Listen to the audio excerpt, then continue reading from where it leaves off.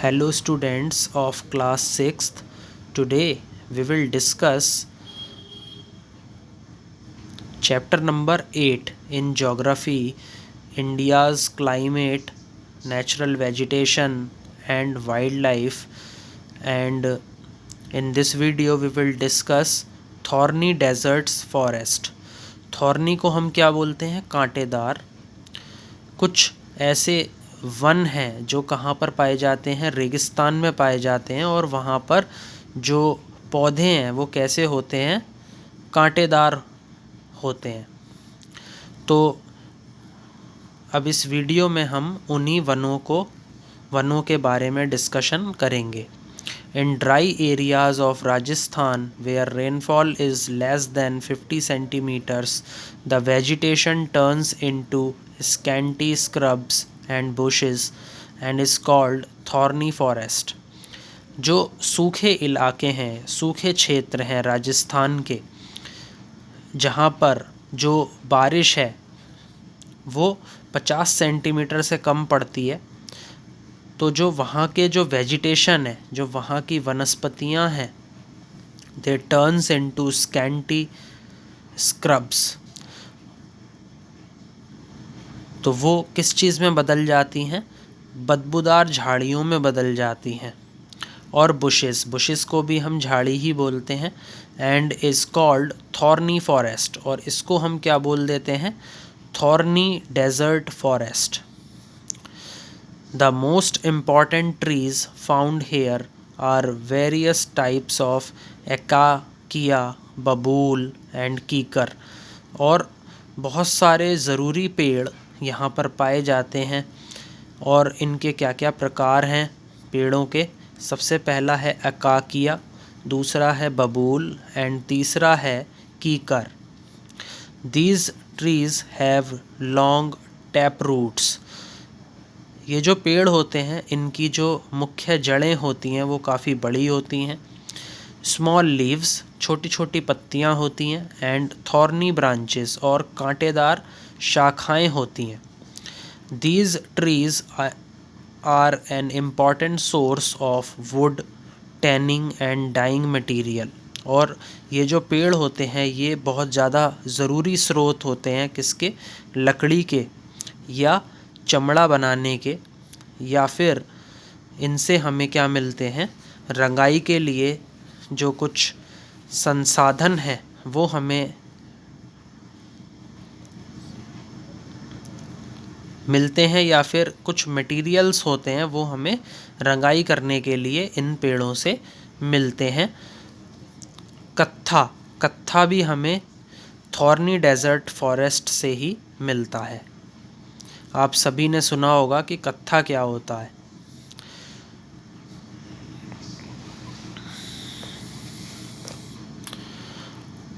One can find thorny vegetation all through Thar desert, और जितना भी थॉर्नी वेजिटेशन है, कांटेदार वनस्पतियां हैं, वो सभी थार डेजर्ट में पाई जाती हैं। The levered side of the Deccan प्लेटू, और ये जो डेक्कन प्लेटू है उसका लीवर्ड साइड, यानी कि लीवर्ड का मतलब है हवा की दिशा। जो हवा की दिशा होती है उस साइड में जो भी जितना भी डेक्कन प्लेटू है, वहाँ पर जितना भी डेजर्ट का एरिया है तो उसके अंदर थॉर्नी वेजिटेशन पाया जाता है। And in large parts of Rajasthan, Punjab, Haryana, Andhra Pradesh and Gujarat, और जो बड़े बड़े भाग हैं भारत के, जैसे कि राजस्थान है, पंजाब है, हरियाणा है, आंध्र प्रदेश है, गुजरात है, वहाँ पर भी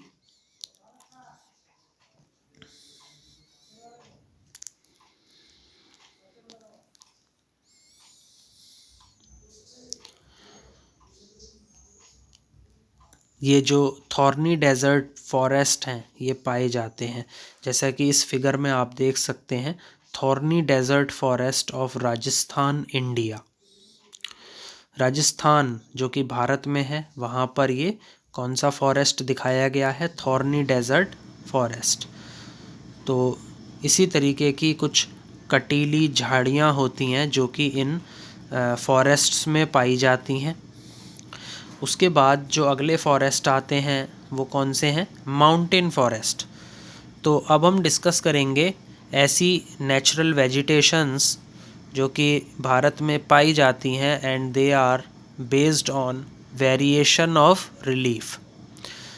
तो on the basis of variations of relief there are two types of forest. One is mountain forest and other one is tidal forest. So first of all we will discuss mountain forest. In mountainous areas the change in temperature which with altitude gives rise to different types of vegetation. जो mountainous areas हैं, जो पर्वतीय क्षेत्र हैं, the change in temperature, वहाँ पर जो तापमान है वो बदलता रहता है विद एल्टीट्यूड, मतलब ऊंचाई के साथ साथ। जैसे जैसे आप जितनी ऊंचाई पे जाएंगे तो जो तापमान है वो बदलता चला जाएगा and give rise to different types of vegetation, और उसी की वजह से अलग अलग प्रकार की जो वनस्पतियां हैं वो आपको देखने में मिलेंगी। Thus the vegetation on the mountains varies from tropical to alpine, और जो भी वनस्पति आपको इन पहाड़ों पर, इन पर्वतों पर मिलती हैं, they vary from tropical to alpine. Tropical का क्या मतलब है कि ऐसे प्लेसेस जो कि इक्वेटर के पास में हैं, और ये किस में बदल जाते हैं? एल्पाइन में, यानी कि उच्च पर्वतीय क्षेत्रों में बदल जाते हैं। The Shivaliks at the foothills of the Himalayas has a cover of tropical deciduous forest. जो शिवालिक्स हैं, जो कि फुट हिल्स हैं, हिमालयाज के जो फुट हिल्स हैं वहाँ पर पाए जाते हैं, has a cover of tropical deciduous forest. तो वहाँ पर जितना भी फॉरेस्ट पाया जाता है वो कौन सा है? Tropical deciduous. Above lies are the subtropical deciduous forest, और उनके ऊपर ही सब ट्रॉपिकल डेसिडियस फॉरेस्ट पाए जाते हैं। सब ट्रॉपिकल का क्या मतलब है कि ये जो फॉरेस्ट हैं ये ट्रॉपिक ऑफ कैंसर और ट्रॉपिक ऑफ कैप्रिकॉर्न के बीच में पाए जाते हैं, और ये इन फॉरेस्ट में क्या क्या पाया जाता है? ओक। ओक क्या है? एक तरीके का डेसिडियस ट्री है। दूसरा है चेस्टनट। चेस्टनट को हम बोलते हैं छोटा अखरोट, एंड चिर।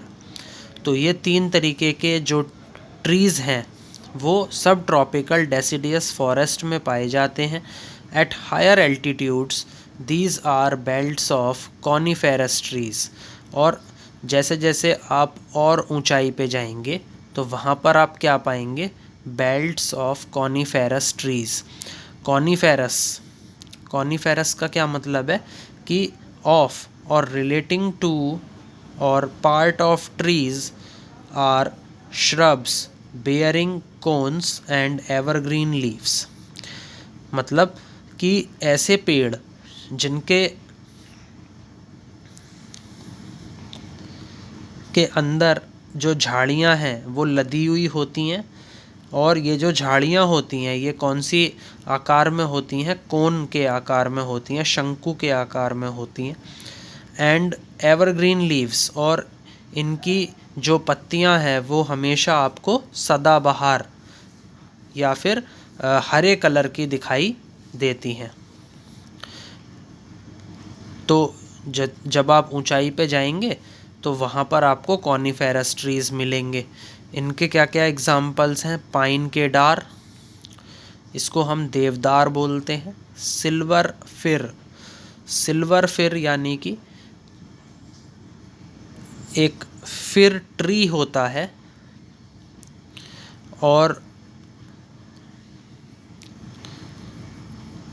वो बिल्कुल आपको चांदी की तरह दिखाई देता है।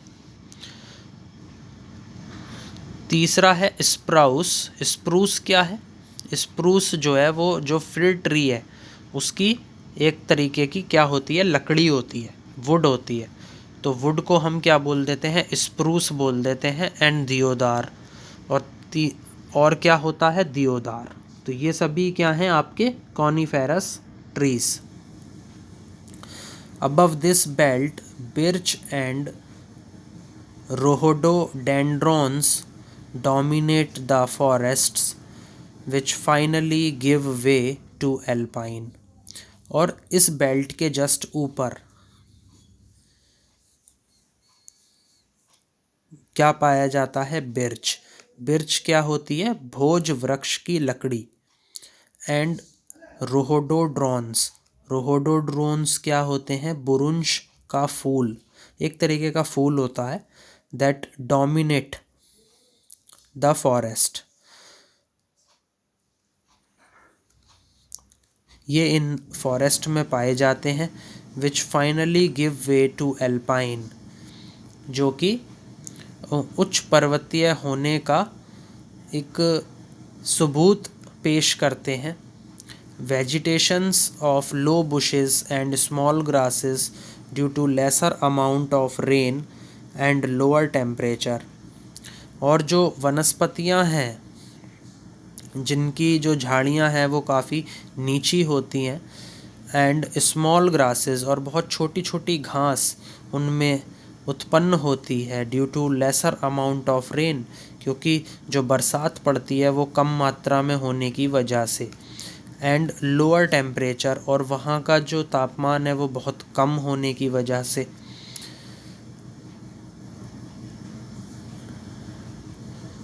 इस वेजिटेशन के अंदर बहुत छोटी छोटी झाड़ियाँ उत्पन्न होती हैं। Beyond 3,350 meters on the uppermost mountain ranges there is no vegetation at all। और जब आप 3,350 मीटर्स पर चले जाएंगे, जो कि क्या है, इस माउंटेन का टॉप मोस्ट पार्ट है, अपर मोस्ट पार्ट है, वहाँ पर कोई भी वेजिटेशन, कोई भी वनस्पति नहीं है। As it is permanently covered with snow, क्योंकि ये पूरी तरीके से बर्फ़ से ढका हुआ होता है। ऑल थ्रू द ईयर, पूरे साल इस पोर्शन पर जो बर्फ़ है वो होती है।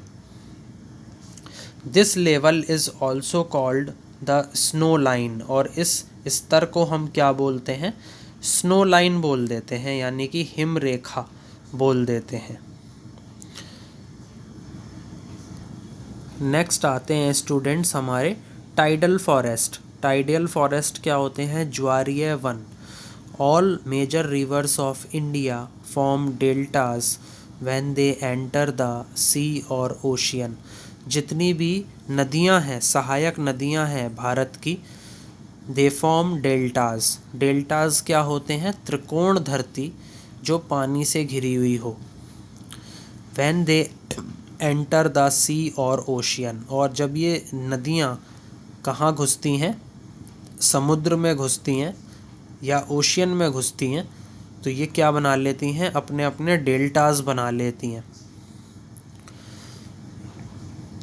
एट द डेल्टा, डेल्टा पर the fresh water of the river get mixed with the salty water of the sea during high tides.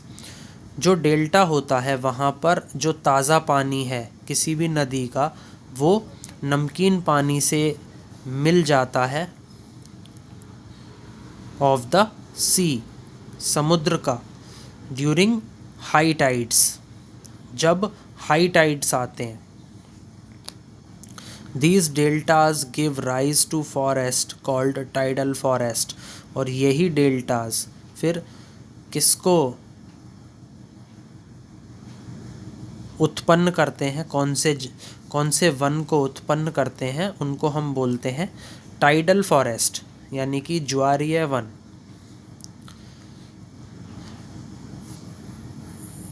Trees of tidal forest can survive both in fresh water of the river and the salty water of the sea. जितने भी पेड़ हैं tidal forest के अंदर वो सभी ज़िंदा रहते हैं। कहाँ पर? ताज़े पानी के अंदर, किसी भी नदी का जो ताज़ा पानी है उसके अंदर ये ज़िंदा रहते हैं। And the salty water of the sea, और ये समुद्र का जो खारा पानी है उसके अंदर भी ज़िंदा रहते हैं। Tidal forest are found in India in 2 major regions. जो टाइडल फॉरेस्ट हैं वो भारत में 2 मुख्य जगहों पर पाए जाते हैं। पहला है द गंगा ब्रह्मपुत्रा डेल्टा, तो सबसे पहला है इनमें गंगा ब्रह्मपुत्रा डेल्टा। दूसरा क्या है? Deltas of Mahanadi, Godavari, Krishna and Kaveri reverse. तो ये जो नदियाँ मैंने अभी आपको बताई, यहाँ पर भी आपका जो डेल्टाज हैं वो पाए जाते हैं, और फिर ये जो डेल्टा हैं ये किस में बदल जाते हैं? टाइडल फॉरेस्ट में बदल जाते हैं। Forests of the Ganga Brahmaputra delta are also known as Sundarbans. और गंगा ब्रह्मपुत्रा डेल्टा पे जो फॉरेस्ट पाए जाते हैं उनको हम क्या बोलते हैं? सुंदरबंस बोलते हैं।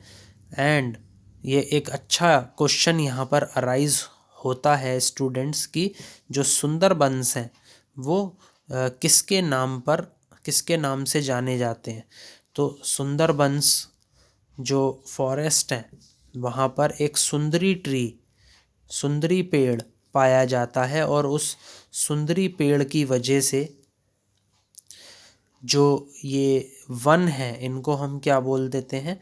सुंदरबंस बोल देते हैं। Best suited for boat making. और ये जो फॉरेस्ट है और उस फॉरेस्ट से जितनी भी हमें लकड़ी मिलती है वो सभी नाव बनाने में काम आती है। एंड कंस्ट्रक्शन वर्क्स, उससे निर्माण संबंधी जितना भी कार्य है वो किया जाता है। Tidal forest of the Sundarbans are found on the seaward side of the Ganga Brahmaputra delta. जो टाइडल फॉरेस्ट हैं कहाँ के? सुंदरबंस के, वो सभी सीवर्ड साइड यानी कि समुद्र की ओर जो साइड्स हैं,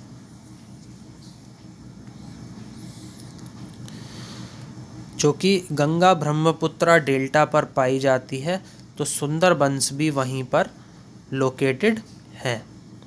the Sundari tree is a well known species of mangrove forest. जो सुंदरी ट्री है वो क्या है? एक बहुत अच्छे तरीके से आप सभी जानते होंगे, और ये जानने वाली जाति है किसकी? मैनग्रोव फॉरेस्ट की। तो मैनग्रोव फॉरेस्ट जो हैं वहाँ पर एक स्पीशी पाई जाती है ट्रीज़ की, जिसको हम बोलते हैं सुंदरी tree. Sundari trees have stilt like supporting roots which remain underwater even during the high tides. जो सुंदरी का जो पेड़ है, they have stilt like supporting roots. इसके पास चलने के लिए बड़े डंडे होते हैं, दैट सपोर्ट रूट्स, ये जड़ों को सहारा देने का काम करते हैं। विच रिमेन अंडर वाटर, और ये पानी के अंदर भी रहते हैं। Even during the high tides, और जब उच्च ज्वार आता है, हाई टाइड आता है, उस टाइम भी ये पानी के अंदर रहते हैं। तो ये थे आपके टाइडल फॉरेस्ट। अब आगे बढ़ते हैं। आगे क्या है? Why is it necessary to protect forest, कि स्टूडेंट्स ये हमारे लिए ज़रूरी क्यों है कि हम जो वन हैं उनकी रक्षा करें।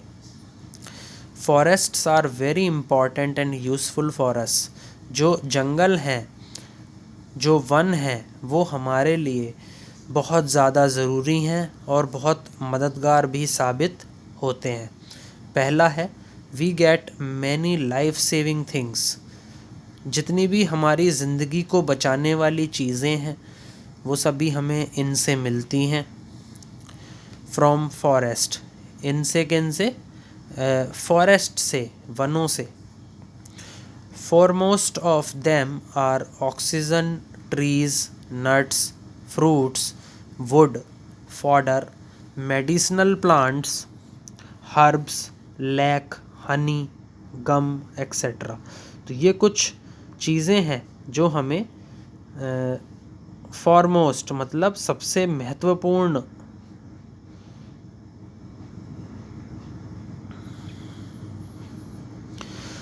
महत्वपूर्ण कुछ हमारी ज़िंदगी को बचाने वाली चीज़ें हैं जो हमें इन फॉरेस्ट से मिलती हैं, जैसे कि oxygen, trees, nuts, fruits, would, fodder, fodder का मतलब है चारा, मेडिसिनल प्लांट्स, ऐसे पौधे जिनसे दवाई बनाई जाती है, हर्ब्स यानी कि जड़ी बूटियाँ, लैक मैंने आपको बताया था स्टूडेंट्स पहले भी कि gum which is secreted by an insect, then honey मतलब शहद, गम एक्सेट्रा। तो ये सभी हमें फॉरेस्ट से मिलती हैं, तो इसलिए हमें जो फॉरेस्ट हैं उनको बचाना चाहिए। दूसरा, forest also support wild life, कि जो जंगल हैं, जो वन हैं, वो किसको सहारा देते हैं? वन्य जीवों को, वाइल्ड लाइफ को भी ये सहारा प्रदान करते हैं। On the other hand, roots of trees hold soil and thus trees prevent soil erosion. और इसके दूसरे हाथ पे अगर हम देखें, जो जड़ें हैं पेड़ों की, वो क्या करती हैं? मिट्टी को पकड़ने का काम करती हैं। एंड दस ट्रीज़ प्रिवेंट सॉइल इरोजन, और जो पेड़ हैं वो भूमि का जो कटाव है उसको दूर करने में मदद करते हैं। डिस्पाइट ऑल दीज, और बावजूद इसके, इन सभी चीज़ों के, इन सभी फ़ायदों के, the existing natural vegetation forests of the northern plains and the southern plateau is being cleared for centuries for cultivation, grazing and for obtaining fuel. तो बावजूद इसके, इन सभी फ़ायदों के, क्या हो रहा है स्टूडेंट्स की जो हमारे मौजूदा प्राकृतिक वनस्पतियां हैं, जैसे कि हमारे मौजूदा फॉरेस्ट हैं या जंगल हैं, जो कि नॉर्दर्न प्लेन्स में भी और साउदर्न प्लेटू में जो भी पाए जाते हैं, उनको क्लियर करा जा रहा है, उनको हटाया जा रहा है। फॉर सेंचुरीज़ मतलब 100 सालों से हम ये देखते चले आ रहे हैं। फॉर कल्टीवेशन यानी कि खेती के लिए, ग्रेजिंग मतलब चराई के लिए, एंड फॉर ऑब्टेनिंग फ्यूल और ईंधन लेने के लिए हम क्या कर रहे हैं? जो फॉरेस्ट है उसको हम क्या कर रहे हैं? क्लियर कर रहे हैं। India as per its plan should have a forest cover amounting to 33% of total land area. जो भारत है, अगर हम भारत का जो प्लान है उसके मुताबिक अगर मैं आपको बताऊं, तो हमारे पास जो फॉरेस्ट कवर है, जो जंगलों से ढका हुआ एरिया है, वो हमारी 33% एरिया, जो कि किसका? लैंड एरिया का जो 33% एरिया है वो हमारा फॉरेस्ट से ढका हुआ है। However, due to rapidly growing population, हालांकि जो जनसंख्या है वो दिन प्रतिदिन बढ़ती चली जा रही है और बहुत तेज़ी से बढ़ रही है। There is an increasing demand of land for agriculture, और इसी वजह से जो ज़मीनी मांग है वो भी बढ़ती चली जा रही है। फॉर एग्रीकल्चर खेती के लिए, फॉर मेकिंग इंडस्ट्रीज़, उद्योगों को बनाने के लिए, and for the expanding towns and cities as well, और जो जितने भी कस्बे हैं, जितने भी शहर हैं, उनको बढ़ाने के लिए हम क्या कर रहे हैं, फॉरेस्ट को क्लियर कर रहे हैं और उस लैंड का उपयोग हम इन चीज़ों को बनाने में कर रहे हैं। तो ये जो हमारी डिमांड्स हैं ये बढ़ती चली जा रही हैं। As a result, we are now left with only 20.64% of forest cover and alarming situation. तो इसी के साथ जो अब हम केवल 20.6% ही हमारा फॉरेस्ट कवर बचा है, तो 20.64% ही हमारे लैंड एरिया का जो एरिया है वो फॉरेस्ट से ढका हुआ है, वही केवल बचा है। And it is an alarming situation, और ये हमारे लिए बहुत ख़तरनाक परिस्थिति है। The government started a plantation programme, जो सरकार है उसने अभी पेड़ लगाने का जो प्रोग्राम है वो शुरू करा, और उसको क्या बोला गया, वन महोत्सव बोला गया। To reduce global warming due to deforestation, trees are planted in large numbers to increase forest areas। तो ग्लोबल वार्मिंग को कम करने के लिए, जो कि किसकी वजह से होता है, डिफॉरेस्टेशन की वजह से होता है। जब हम अधिक से अधिक पेड़ काट देते हैं उसकी वजह से ग्लोबल वार्मिंग होती है। तो ग्लोबल वार्मिंग को कम करने के लिए ट्रीज़ आर प्लांटेड, पेड़ों को हमें लगाना चाहिए इन लार्ज नंबर्स, बहुत ज़्यादा से ज़्यादा मात्रा में, टू इंक्रीज़ फॉरेस्ट एरियाज़, जिससे जो जंगल या फिर जो वन है उसको लगाने का जो क्षेत्र है वो बढ़ सके। All waste lands are brought under plantation, और जितनी भी ख़राब ज़मीनें हैं वो हमें कहाँ पे लानी चाहिए, पेड़ लगाने के काम में लानी चाहिए। In addition both sides of the roads and hill slopes are being planted with trees. इसके अलावा हमें जो हमारी सड़कें हैं उनके दोनों तरफ हमें क्या करने चाहिए, पेड़ लगाने चाहिए। एंड हिल स्लोप्स ऑल्सो, जो पहाड़ियाँ हैं उनकी जो ढलान है वहाँ पर भी हमें क्या करनी चाहिए, पेड़ों को लगाना चाहिए। और जब हम हिल स्लोप्स पर क्या करते हैं, फार्मिंग करते हैं या फिर हम कोई भी प्लांट है उसको कल्टीवेट करते हैं, then this type of farming is called terrace farming, जिसको हम सीढ़ीदार खेती भी बोलते हैं। तो हमें वो भी अपनानी चाहिए। Strict laws have been made against illegal falling of trees। बहुत ही सख्त नियम बनाए गए हैं यदि हम अवैध रूप से पेड़ों को काटते हैं तो। The government has also made some forest reserves to conserve forest। जो सरकार है उसने कुछ फॉरेस्ट रिज़र्व बनाई हैं, मतलब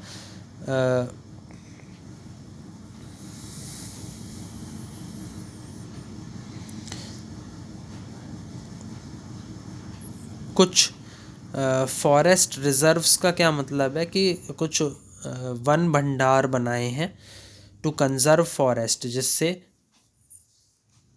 जो फॉरेस्ट हैं उनका जो संरक्षण है वो हो सके। It has announced awards such as Vriksha Mitra to promote plantation of trees and prevent deforestation as well. और ये भी घोषणा की गई और इसके लिए क्या करे गए, अवार्ड्स भी दिए गए, जिसे हमने क्या बोला, वृक्ष मित्र। ये एक अवार्ड का नाम है जो कि क्या करता है, ट्रीज़ को प्लांट करने में बढ़ावा देता है, and prevent deforestation as well. और ये जो हम पेड़ों की कटाई कर रहे हैं उसको रोकने के लिए दिया जाता है।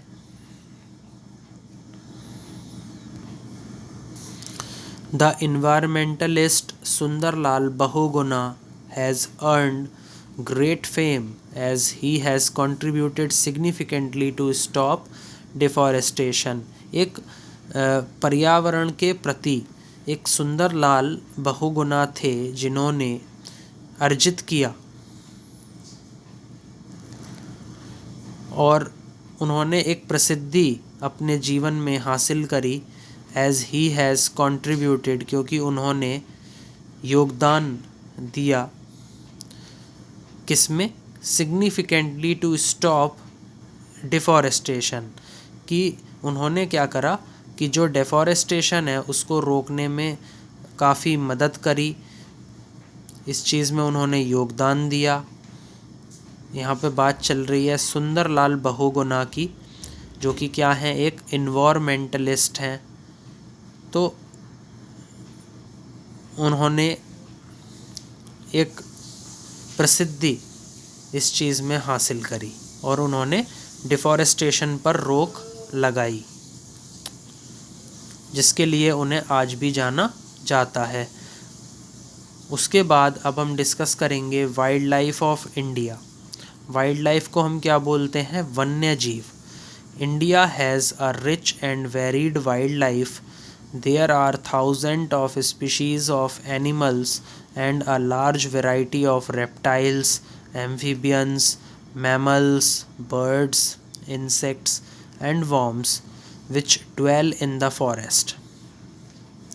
तो जैसा कि आप सभी को पता है कि जो भारत है वो विभिन्न प्रकार के जो वन्य जीव हैं उसमें क्या है, धनी है। There are thousand of species, बहुत हज़ारों मात्रा में क्या होते हैं, एक जानवरों की जातियां भारत में पाई जाती हैं। And a large variety of reptiles, जिसमें कि सबसे बड़ा प्रकार किसका पाया जाता है, रेप्टाइल्स का, जो कि ऐसे जानवर होते हैं जो कि रेंगते हैं। एम्फीबियंस, जो कि ये ऐसे जानवर हैं जो पानी में रहते हैं। Mammals, birds, insects and warms. तो ये सभी क्या हैं, अलग अलग प्रकार की जातियां हैं जानवरों की जो कि भारत में पाई जाती हैं। विच ड्वेल इन द फॉरेस्ट, जो कि जंगलों में आपका जो ध्यान है उसको केंद्रित करती हैं। Most of the large animals have greatly reduced in number. और आप सभी को पता है कि जो बड़े बड़े जानवर हैं अब वो कम हो गए हैं। यदि हम उनकी संख्या की बात करें तो अब वो कम पाए जाते हैं। लॉयंस सर्वाइव इन द गिर forest of Gujarat and Saurashtra. जो लॉयंस हैं, जो शेर हैं, वो कहाँ पर ज़िंदा रहते हैं, गिर फॉरेस्ट में, जो कि कहाँ पर पाए जाते हैं, गुजरात में और सौराष्ट्र में। Leopards are found in the jungles of the Terai, that is the Assam. जो तेंदुए हैं वो कहाँ पर पाए जाते हैं, उन जंगलों के अंदर पाए जाते हैं जो कि तेरई में पाए जाते हैं। तेरई कहाँ पर है, असम में, Myanmar border and in Madhya Pradesh. Assam में है, म्यांमार के बॉर्डर पर है और मध्य प्रदेश में है। हाइनास क्या होते हैं, लकड़बग्घे। Cheetahs and jackals are wild spread in forest of north India. ये सभी उन जंगलों में पाए जाते हैं जो कि उत्तरी भारत में होते हैं। तो ये उन जंगलों में ये सभी जानवर फैले हुए होते हैं। Elephants are found in the forest of West Bengal, Assam, Madhya Pradesh, Karnataka, Kerala, Tamil Nadu and in the Terai regions, that is the foothills of the Himalayas. जो तेरई रीजन्स हैं उनको हम क्या बोलते हैं? फुट हिल्स बोलते हैं। हिमालयास के जो पैरों में, हिमालय के जो पैर हैं, उन पैरों में बहुत छोटी छोटी सी पहाड़ियाँ पाई जाती हैं।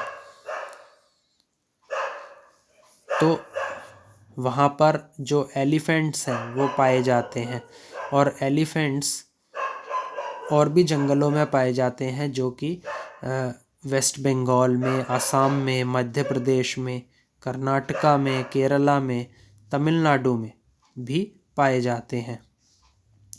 The one horned rhinoceros is an endangered species.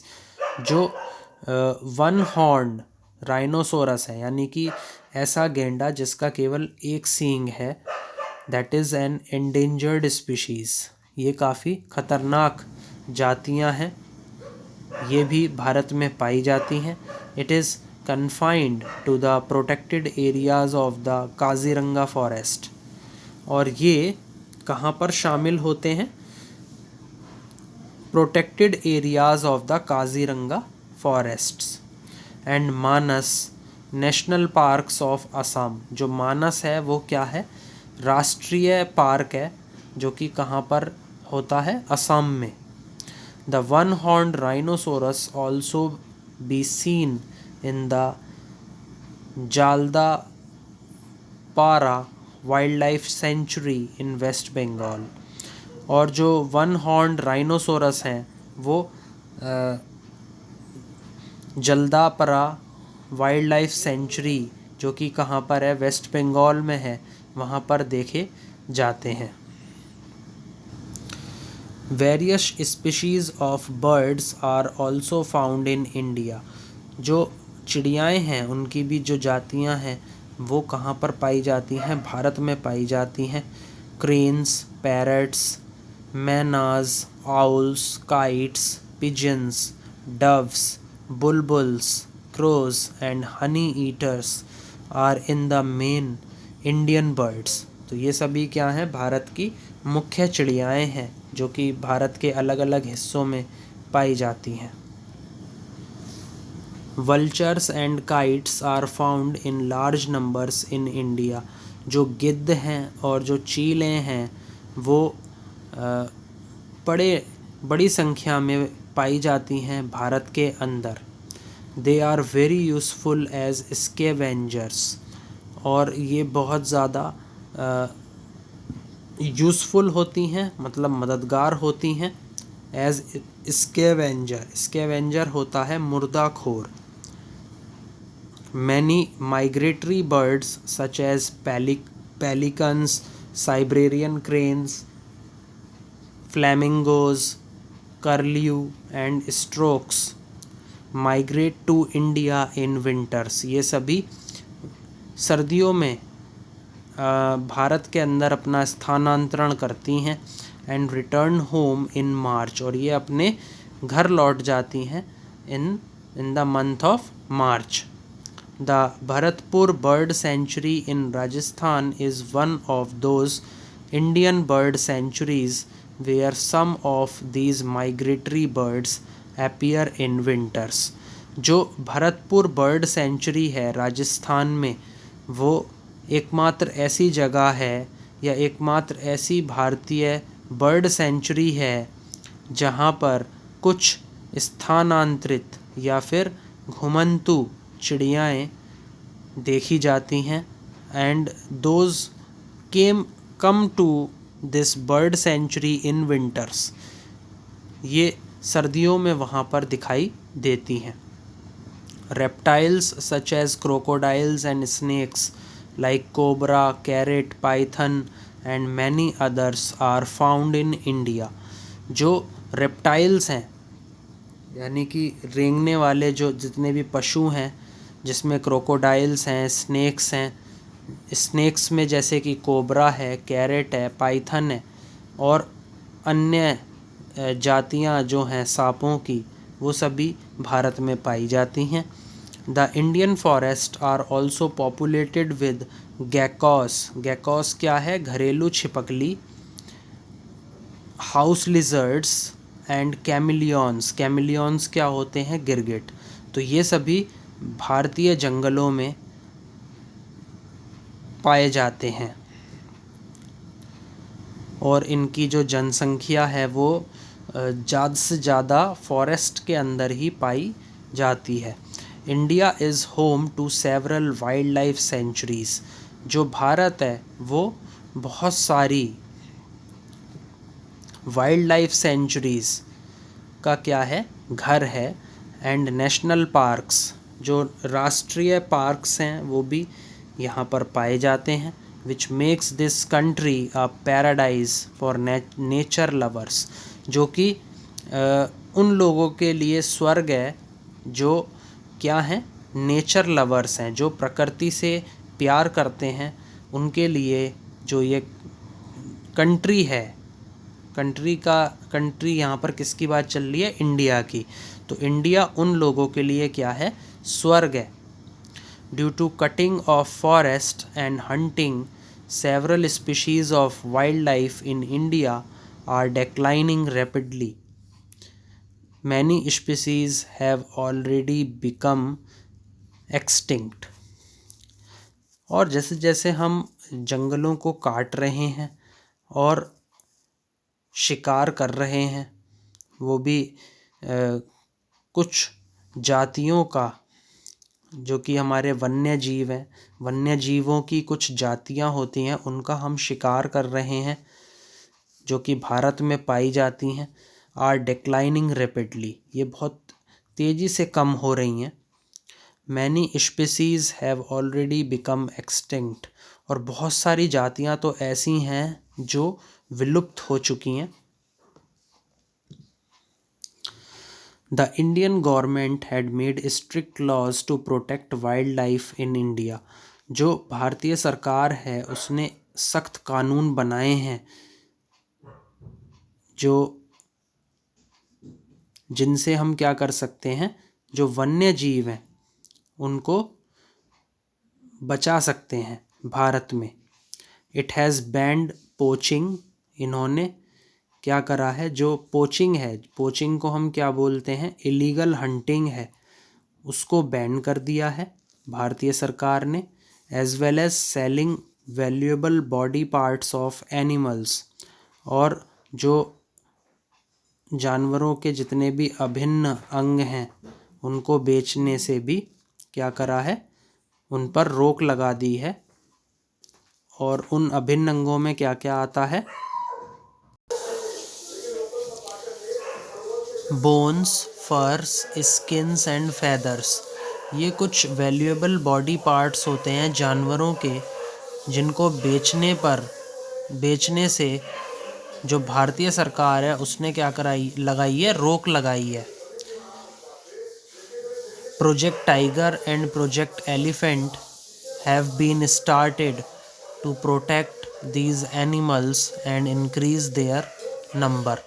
Project tiger और प्रोजेक्ट एलिफेंट को शुरू किया टू प्रोटेक्ट दीज एनिमल्स, इन एनिमल्स को बचाने के लिए, एंड इंक्रीज देयर नंबर, और इनकी संख्या को बढ़ाने के लिए।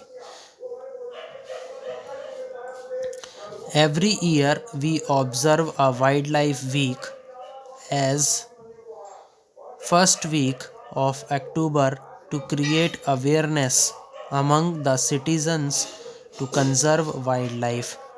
और हर साल हम ये देखते हैं कि एक वाइल्ड लाइफ वीक भी होता है जो कि फर्स्ट वीक ऑफ अक्टूबर में होता है, टू क्रिएट अवेयरनेस, जागरूकता बनाने के लिए, अमंग द सिटीजन्स, जो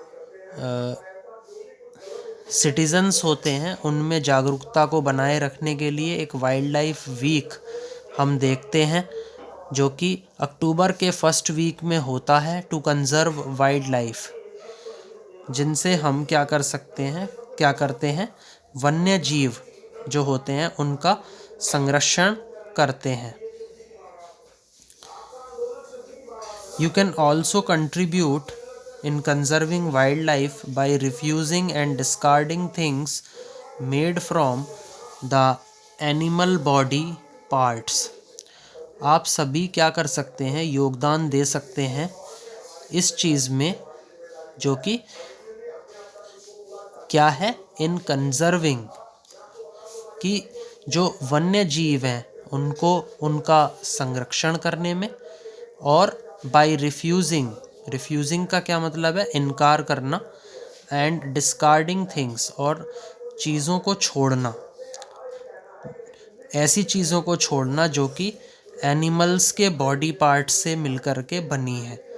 यानी कुछ ऐसी वस्तुएं होती हैं जो जानवरों के जो बॉडी पार्ट्स हैं उनसे मिलकर के बनती हैं। हमें ऐसी चीज़ों